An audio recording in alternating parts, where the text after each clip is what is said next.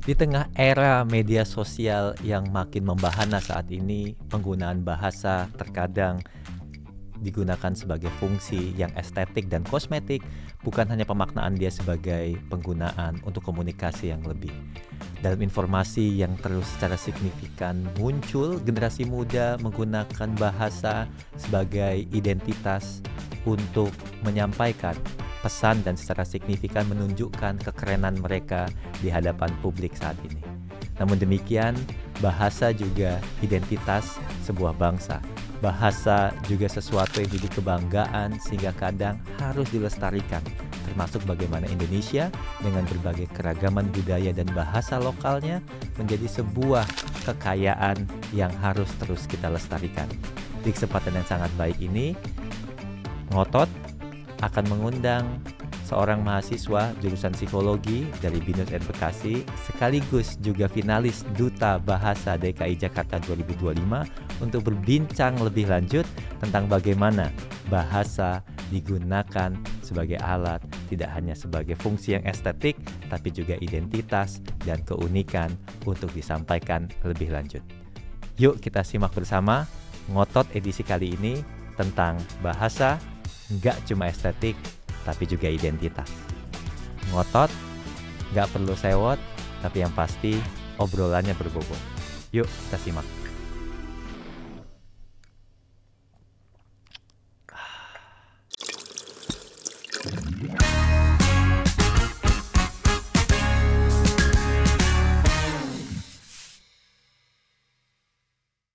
Halo Grace.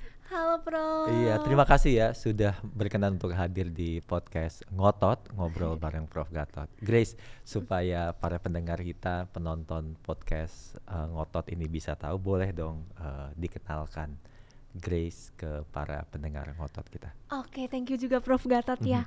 Halo teman-teman, nama aku Gracelyn Presia, B27 dari Psikologi BINUS Bekasi. Iya, Grace jadi BINUSian 2027 ya. Benar Prof. Iya, salah satu yang ketertarikan kita ngundang Grace di sini adalah prestasi Grace menjadi finalis Duta Bahasa DKI Jakarta 2025.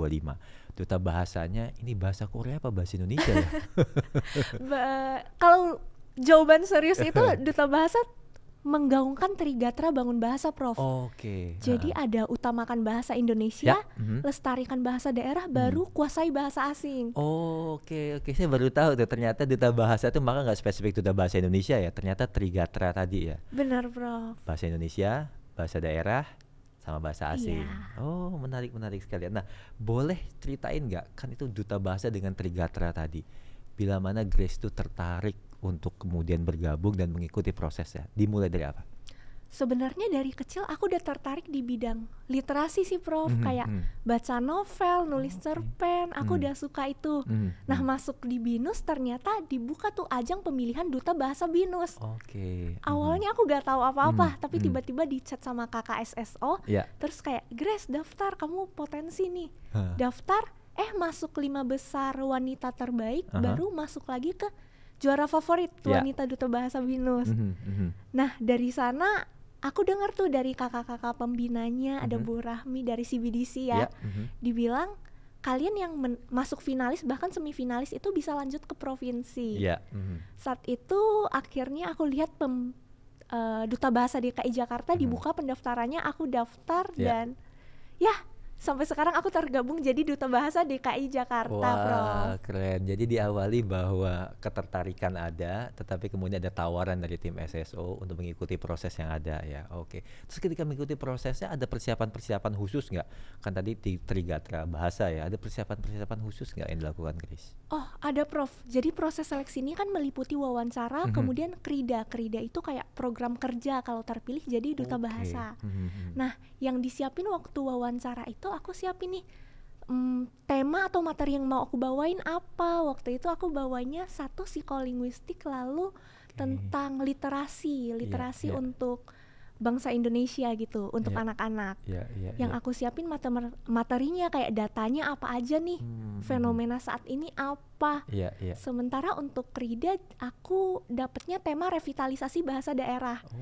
Itu juga cari data, kemudian hubungin sekolah untuk kerjasama, kolaborasi segala macam. Menarik ya, jadi ada rencana kerjanya ya kalau terpilih. Sebelum kita bicara mengenai revitalisasi bahasa daerah tadi, Pak Gatot tertarik dengan psikolinguistik. Apaan tuh? Jadi psikolinguistik itu kayak cabang ilmu dari psikologi, Prof. Aku kan psikologi. Betul. Jadi nyambung nih. Psikolinguistik itu mempelajari bagaimana asosiasi suatu kata dengan makna. Contoh, kalau aku sebut kata door gitu, pintu. Ada orang yang aku sebut door langsung kepikiran pintu, ada yang sebut door langsung kepikirannya price, door price gitu. Jadi ada perbedaan asosiasi kata tuh gitu, Bro. Dan terus dilihat mana efek atau asosiasi makna tadi berdampak bagi respon seseorang mungkin ya gitu ya. Oke. Nah terus kalau balik tadi ke revitalisasi bahasa daerah apa yang kemudian Grace jadiin fokus dan lihat lebih lanjut? Sebenarnya waktu itu 3 bahasa daerah, Prof. Jawa, Sunda, sama Betawi. Hanya karena kami di DKI Jakarta nih Duta Bahasanya, kami fokusnya ke revitalisasi bahasa Betawi. Nah itu apa yang dilakukan supaya bahasa Betawi tadi tetap terlestarikan? Waktu itu kami kolaborasi dengan SMA Angkasa 1. Dan kami undang Halim ya, Jakarta Timur ya? Bener, Prof. Dan kami undang pakar Betawi, bahasa Betawi. Di hari kedua kami buka booth gerai-gerai, ada 3 gerai permainan kayak kuis singkat lah bahasa Betawi ini bener gak, iya atau enggak. Lalu ada gerai karaoke nyanyi dalam bahasa daerah. Bahasa Betawi. Oke. Ngomong-ngomong terus yang ketiga lanjut. Kalau yang ketiga itu gerai informasi, cuma kasih tahu kami ada program ini loh gitu, Bro. Jadi bawa ke anak-anak SMA, targetnya para generasi muda supaya mereka memiliki kesadaran lebih untuk melestarikan bahasa daerah ya. Bener, Bro. Ngomong bahasa daerah, Grace bisa bahasa daerah apa? Aku bisa bahasa Teochew, Prof. Teochew apa tuh? Teochew bahasa daerah keturunan Tionghoa. Keturunan Tionghoa ya. Coba misalnya kasih contoh ke teman-teman. Halo, selamat pagi, apa kabar? Sudah makan apa belum? Aduh, gak ada kata sapaan gitu lagi, Prof. Iya, boleh. Apa misalnya? Apa ya? Perkenalan kali ya. Boleh Halo, ya. aku Gracelyn dari Binus Bekasi. Iya. Oke. Halo, wakaimia Gracelyn kuat cekin Binus Bekasi. Oke. Iya. Itu aksen yang khusus Tionghoa di Jakarta atau di daerah tertentu? Aksennya itu umum sih, Prof. Di sini ada yang kayak gini. Di Pontianak juga mirip ya. Cuman yang di Pontianak kayak ada kecampur sama Melayu-Melayunya. Itu yang bikin beda ya. Oke. Ya. Menarik ya. Nah kalau tadi bicara mengenai ada duta bahasa, ketertarikan dan seterusnya, pasti kan ada waktu yang harus disediakan oleh Grace untuk berkomitmen lebih di tengah kesibukannya kuliah tuh. Gimana cara bagi waktunya? Apakah garis lurus gitu ya, sejalan maksudnya dengan kuliah dan kesibukan lainnya atau gimana? Iya sih, jujur Prof, padat banget ya. Biasanya aku tulis dulu tuh to-do list aku apa aja sih yang harus dilakuin. Misalnya belajar buat UAS, belajar buat kuis, lalu kelas dari jam berapa sampai jam berapa. Yang kelas kan udah paten tuh, gak bisa diganggu tuh. Maka yang digeser yang lain-lain. Jadi kayak latihan jam segini berarti sisanya sela-sela waktunya aku pakai buat belajar atau nugas begitu, Prof. Jadi kamu ambil mana yang jadi prioritas dan fokus utama, itu yang kemudian kamu jadikan prioritas pertama, yang lainnya sedikit menyesuaikan gitu ya. Iya, Prof. Wah, keren banget. Nah, selanjutnya gini Grace, tadi bicara mengenai trigatra bahasa tadi ya, dan kita lihat dalam istilahnya bahasa Indonesia menjadi fokus utama. Nah, Grace berada di generasi yang fokusnya anak-anak sekarang Gen Z itu kalau ngomong bahasa Indonesia itu yang cenderung gaul, dimix dengan dicampur dengan bahasa asing, atau bahkan sekarang makin jarang orang itu untuk bisa punya kesadaran menggunakan bahasa Indonesia secara baik dan benar gitu. Grace melihat fenomena ini seperti apa sih sebagai generasi muda? Menurut aku, ini opini pribadi ya, tidak mewakilkan Duta Bahasa ya, Bro. Iya, opini pribadi, boleh. Opini pribadi aku, ini gak apa-apa sih menurut aku, karena ini efek dari globalisasi, perkembangan zaman, sosial media segala macam. Malah bagus, kita jadi tahu bahasa asing. Yang gak baik itu menurut aku ketika kita justru lebih bangga pakai bahasa asing itu dan jadi malu untuk menggunakan bahasa Indonesia. Seolah pakai bahasa Indonesia full tuh kayak ketinggalan zaman, memalukan. Itu yang menurut aku disesali sih. Terus yang kedua adalah ketika generasi muda saking seringnya pakai bahasa asing sampai lupa bahasa Indonesianya apa, gitu. Itu kayak miris gitu sih, Prof. Iya. Kondisi ya. Jadi menurut Grace bahwa hal itu ada hal yang wajar di tengah dunia yang makin mengglobal ya. Tapi kita harus tetap bangga untuk menggunakan bahasa Indonesia gitu ya. Iya sih, bahwa nama juga identitas bangsa ya. Jadi yang namanya bahasa Indonesia itu harus selalu kita gunakan. Bahkan di BINUS itu salah satu mata kuliah yang wajib kan. Benar, Prof. Di SKS ya. Bahasa Indonesia tetap harus dipelajari. Nah, tadi udah bicara mengenai bahasa daerah, kita bicara mengenai bahasa Indonesia, dan juga tadi ada bagaimana fenomena bahasa asing. Terus keseruan apa lagi yang kamu dapatkan dalam proses duta bahasa tadi yang membuat kamu, nih teman-teman yang lainnya nih juga harus, terutama adik tingkatnya, harus cobain seleksi sebagai duta bahasa. Ada pengalaman menarik nggak? Oke, selain nyusun materi segala macam yang tambah pengetahuan aku, ada satu pengalaman menarik yaitu latihan pementasan, Prof. Latihan nari, waktu itu nari nandak ondel-ondel. Dan aku selama seumur hidup aku tuh belum pernah nari daerah. Jadi itu pertama kali aku coba, dari aku narinya kayak robot, dibilang kakaknya gitu juga. Sampai akhirnya ya bisalah goyang dikit gitu ya. Dan karena latihannya intens, kami sering bertemu, akhirnya kami jadi deket, Prof, dari latihan itu. Dari latihan itu ya. Dan ternyata seru juga yang namanya traditional dance ya. Bener, Prof. Jadi kita nggak pernah tahu kalau nggak kita nyoba ya. Jadi ternyata ada selain bahasa, para duta bahasa tadi juga harus menampilkan talentanya ya. Salah satunya tadi nari ya. Selain itu apalagi yang talentanya diuji atau digali lebih lanjut? Waktu itu penampilan talenta sebenarnya hanya sekali. Habis itu yang pementasan itu semuanya wajib. Jadi wajib nandak ondel-ondel. Lalu kami ada penampilan menyanyi andetsa-andetsi waktu itu. Nyanyi sambil nari. Selanjutnya udah, Prof. Dua itu ya. Tapi tadi juga pas obrolan sebelum kita record ini juga ada cerita waktu di DKI Jakarta mungkin ya. Kamu harus menampilkan talenta dan itu kamu monolog katanya gitu ya. Boleh cerita nggak itu? Apa yang kamu sampaikan itu? Waktu itu aku ambil monolog Batu Menangis, cerita dari Kalimantan Barat. Cerita dari Kalimantan Barat ya. Iya, Prof. Bisa di-spill sedikit ya? Gimana monolognya? Diperagain nih. Boleh dong. Jadi ada dua peran. Yang satu itu cewek centil, namanya Darmi, kayak, "Hai semuanya, aku Darmi dan aku gadis tercantik di negeri ini." Itu Darmi. Iya. Yang satu lagi ada nenek, bukan nenek, sebenarnya mamanya, tapi udah tua banget. Jadi kayak ngomongnya tuh kayak, anakku sayang gitu, Prof. Gaya-gaya gitu ya. Oke. Berapa lama terus kamu menampilkan monolognya itu? Monolognya dibatasi 5 menit. 5 menit ya. Tapi kamu coba menceritakan itu dengan tadi ya, dua karakter yang berbeda ya, dan kamu tampilkan. Terus latihannya di depan kaca, lama dong kamu itu? Sebenarnya ini monolog yang udah aku pakai dari SMA. Jadi sebelumnya udah pernah latihan. Nah, untuk duta bahasa ini aku cuma latihan 2-3 kali lah di rumah. Jadi ini kamu bawa dari apa yang sering kamu lakukan dari SMA ya? Iya, Prof. Ngomong-ngomong soal SMA tuh ya, Grace ini tidak hanya sibuk di kampus, tapi juga yang saya dengar Grace ini juga mau untuk kembali lagi ke sekolah dan berbagi pengetahuan dan ilmunya ke sekolahnya ya SMA. Bener gak sih? Iya, Prof.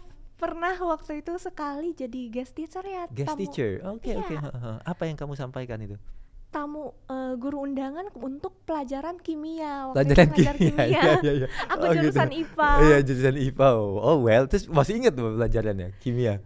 Ingat dikit-dikit karena sebelumnya juga H-1 satu hari sebelumnya aku diajarin guruku lagi, kamu bawain materi ini ya, gini. Terus aku dikasih soal lagi, Prof. Jadi aku kerjain itu di rumah. Kerjain kimia ya. Iya. Kalau gitu menarik dong, ketika kamu jurusan IPA kimia, terus gimana bisa sampai ke psikologi, Grace? Nah, itu atau karena kimia di otak kepala membuat orang kemudian psikologinya berubah atau gimana tuh? What drives you? dari SMP sebenarnya pengen psikologi. Oh iya. Cuman pas SMA kenapa gak ambil IPS? Karena aku pengen belajar hitungan. Aku ngerasa kalau gak ada hitungan tuh bosen gitu. Bosen ya, cuma teks, cuma menghafal aja ya. Terus ya. Terus aku ambil IPA, terus pas dilihat psikologi, oh ada statistik nih. Terus aku masuk deh. Meskipun ternyata statistik agak menyeramkan. Iya. Apalagi kalau psikologi kan ya, buat alat ukur dan seterusnya ya. Iya, Prof. Ya. Jadi itu memang keinginan yang sebenarnya dari dulu ya. Cuma karena kamu bosan hafal-hafalan, makanya terus cari yang ada hitung-hitungannya ya. Benar, Prof. Nah dalam konteks tadi psikologi jurusannya, tadi sempat dibilangin psikolinguistik. Ada nggak hal lainnya psikologi selain psikolinguistik tadi yang bisa kamu pikir punya pengaruh ke gaya bahasa atau pembawaan kita dalam berbahasa kalau kamu lihat? Mungkin ini secara umum mungkin intervensi ya, Prof. Bagaimana kita bisa melakukan intervensi secara psikologi gitu agar orang-orang tuh mau pakai bahasa Indonesia dengan baik dan benar. Sesederhana misalnya di ruang publik kita tulis plang-plangnya itu pakai bahasa Indonesia yang baku. Ketika orang terbiasa kan otomatis kita akan sering pakai itu. Itu udah bentuk intervensi menurut aku sendiri. Dan psikologi akan membantu kamu cara seperti apa ya untuk kemudian kita mengkampanyekan tentang berbahasa yang baik gitu ya. Iya. Karena kecenderungannya ya orang akan menjadi terbiasa ketika dia melihat. Nah salah satunya tadi ya tanda baca atau informasi sampaikan dengan bahasa Indonesia yang baik dan benar. Dia akan mendorong orang-orang tadi. Oke, menarik banget ya. Nah selanjutnya lagi kalau kita lihat bahwa trennya sekarang bahasa itu juga kita pelajari, kita dapatkan tidak hanya dalam ruang-ruang publik dalam bentuk informasi dan seterusnya, tapi juga ada ruang digital gitu ya. Makanya sekarang untuk belajar bahasa pun banyak sekali aplikasi yang kita manfaatkan, termasuk kalau di BINUS pakai Bilingua misalnya ya. Atau ada yang belajar bahasa Duolingo dan seterusnya. Nah kamu melihat gimana sih peran teknologi digital untuk menjaga bahasa yang ada di Indonesia termasuk juga bahasa daerah? Menurut aku ada positif ada negatif, ibarat pedang dua mata ya, Prof. Positifnya ya kita jadi tahu ada bahasa asing segala macam. Tapi itu juga negatif karena dengan taunya bahasa asing, kadang bahasa asing tersebut justru menggantikan kosakata bahasa Indonesia. Betul diserap ya, digantikan ya. Benar, kita jadi terbiasa pakai kosakata asing segala macam. Tapi di sisi lain kan juga ada orang-orang nih yang memanfaatkan sosial media ini, media digital ini untuk mengkampanyekan bahasa Indonesia. Contohnya kayak konten-konten di TikTok yang coba dong buat kolom komentar ini seolah-olah kalian di zaman apa gitu, di kerajaan yang harus baku berbicaranya. Itu kan salah satu upaya juga untuk meningkatkan cinta bahasa Indonesia. Betul. Jadi memang ada positif, ada negatifnya ya. Tapi memang tidak bisa dipungkiri generasi sekarang kan sangat lekat dengan dunia digital ya. Jadi memang harus ada cara atau teknik untuk mendorong mereka lebih bisa memanfaatkan bahasa secara kreatif dengan digital. Nah, kamu ada sesuatu nggak yang mungkin bisa bisa berikan dalam konteks bahasa caption yang bisa kita gunakan nih buat podcast kita di kesempatan hari ini, mungkin bisa diinspirasi buat tim di sini untuk kita tampilkan. Oke, caption ya bahasa. Oke teman-teman, bahasa bukan sekedar kata, tetapi cermin jiwa. Oke gak, Prof? Oke banget. Jadi bukan hanya bahasa, bukan hanya kata, tapi cermin jiwa ya. Benar. Betul. Termasuk memang ada yang menyatakan bahwa namanya bahasa dan seterusnya. Kalau kita nggak memahami bahasa tadi, kita nggak benar-benar terserap dalam budaya, dalam pemahaman kita terhadap lingkungan yang ada gitu. Maksudnya gini, kalau misalnya kita ke daerah gitu ya, kalau kita belum bisa, misal ke Bandung gitu, kalau belum bisa bahasa Sunda gitu, kayaknya belum menyatu gitu. Iya, Prof. Ya, kalau ke Jawa, Jogja, kalau bahasa Jawa kayaknya belum menyatu, sehingga maknanya tidak hanya itu sebagai bahasa ya, tapi juga ada jiwa yang bermain di sana gitu. Benar, ada identitas. Ada gitu. Kepemilikannya. Betul. Ada keinginan nggak selain tadi bahasa daerah, kamu mau menguasai bahasa daerah? Apa yang kebayang kamu inginkan gitu? Bahasa daerah yang ingin aku kuasai, Prof. Mungkin Sunda kali ya, karena aku tinggal di Jawa dan banyak gitu yang ngomong bahasa Sunda. Jawa juga banyak sebenarnya. Cuman karena dari SD aku udah belajar bahasa Sunda, jadi itu lebih familiar, Prof. Lebih familiar. Iya. Jadi mungkin itu ya kalau bahasa daerah yang ingin dikuasai ya. Menarik sekali. Nah, selain itu kalau kita lihat kamu juga saat ini sedang mau semester 5 berarti ya, sebentar lagi semester 5. Ada rencana-rencana ke depannya nggak? Tadi alignment-nya ada duta bahasa, ada sebagai jurusan psikologi, bentar lagi mau enrichment gitu ya. Ada rencana-rencana ke depan nggak berkaitan dengan hal ini, Grace? Rencana-rencana ke depan ya tetap mempertahankan IPK, GPA tentunya ya. Indeks prestasi semesternya dipertahankan. Kemudian aku masih tertarik untuk terus ikut lomba debat sih, Prof. Oh, lomba debat ya terus ya. Oke. Ini kita catat nih ya. Jangan lupa nih kakak-kakak SSO, Grace untuk ikut lomba debat. Terus udah itu, Prof. Itu ya fokusnya. Nah, semester 5 terus bentar lagi 6 dan 7 akan enrichment. Udah ada bayangan nanti enrichmentnya mau pilih apa? Termasuk mungkin ada rencana study abroad gitu, mau keluar negeri menguasai bahasa asing yang selama ini belum gitu. Ada rencana tertentu? Untuk semester 6 mungkin aku ambil magang, Prof. Magang ya semester 6 rencananya ya. Ada spesifik mau magangnya di mana? Keinginan, cita-cita? Itu masih belum terbayang banget, tapi di antara kantoran atau magang di sekolahan. Oke. Jadi guru gitu, Prof. Iya. Jadi selain di kantoran tapi juga pengen di sekolahan ya. Kalau semester 7 ada rencana lainnya? Melanjutkan magang, Prof. Melanjutkan magang ya. Oke. Jadi 6 dan 7 pengen lanjutkan magang itu rencananya. Oke, menarik ya. Nah, kita juga terakhir sebagai penutup mungkin kita ingin mendengar dari Grace. Kalau ada satu kata yang menggambarkan Gracelyn versi terbaiknya, satu kata gitu, apa kata yang bisa menggambarkan Gracelyn versi terbaik? Terus apa dan alasannya gimana? Satu kata yang menggambarkan Gracelyn versi terbaik itu berkat. Karena iya, karena aku sadar adanya diri aku sekarang atau masa depan atau kapanpun itu tak terlepas dari berkat yang maha kuasa ya, Prof. Berkat dan kasihnya. Kemudian aku yang terbaik adalah Gracelyn yang bisa menjadi berkat juga untuk orang lain. Menjadi berkat lah untuk orang lain, kehadiran aku gak bikin orang bete gitu. Iya, ini konsisten dengan namanya Grace. Iya. Ya, terima kasih Grace sudah berkenan hadir di kesempatan podcast Ngotot kali ini. Semoga cita-cita, keinginan dan juga kampanye terkait dengan duta bahasa bisa dilaksanakan dengan maksimal dan studi Grace juga bisa mendapatkan hasil sesuai dengan yang diinginkan. Ada yang mau disampaikan sebagai penutup buat teman-teman semua yang mendengarkan ini? Silakan Grace. Amin, terima kasih ya, Prof. Untuk teman-teman, teman-teman cintailah bahasa Indonesia karena itu adalah identitas kita bersama. Sampai jumpa. Udah belum? Udah ya, terima kasih Grace. Terima kasih, Prof. Ya, terima kasih udah hadir.